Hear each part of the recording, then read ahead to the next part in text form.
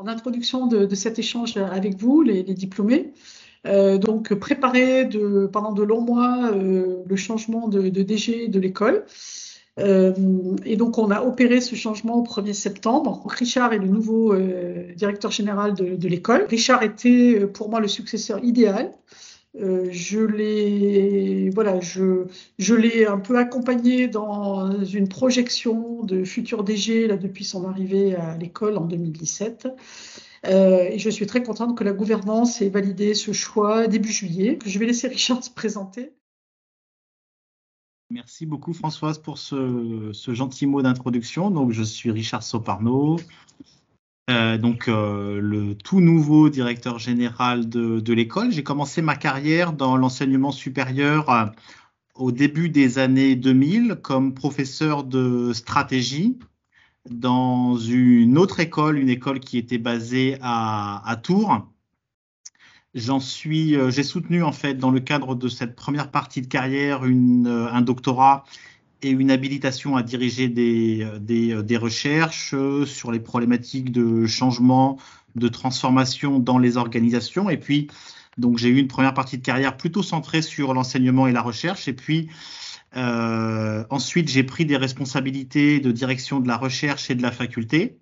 J'ai fait la connaissance de Françoise et de l'ESC Clermont. Durant cette période, j'ai dirigé le campus d'Amiens. Ensuite, je suis parti comme directeur de la recherche et de la faculté dans une autre école qui s'appelle l'ESCA. J'étais basé à Paris. Et en 2017, j'ai rejoint l'ESC Clermont en qualité de directeur académique. Et puis, 3 ans après, j'en suis devenu le directeur général adjoint. Je dis être tombé amoureux de cette école. Ce que je veux dire par là, c'est que j'ai vraiment adhéré au modèle d'école que nous soutenons, qui est un modèle d'école très singulier. Je voudrais louer certaines de ses qualités. Je les loue en fait parce qu'elles me servent aussi de boussole, elles me guident aussi.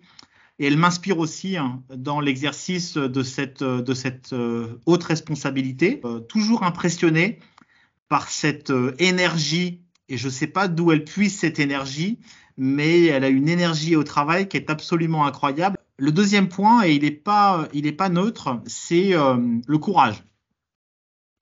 Le courage, l'audace, la persévérance, la pugnacité, la détermination. Qui sont des qualités vraiment déterminantes chez Françoise et qui me servent aussi de boussole. Vous parlez de Françoise sous un angle un peu différent, c'est celui de la sagesse, parce que il faut quand même beaucoup de sagesse pour, à un moment donné, accepter de passer le témoin et orchestrer la transmission d'aussi belle manière que Françoise l'a fait. Et il faut vraiment beaucoup de sagesse, beaucoup d'intelligence, voilà.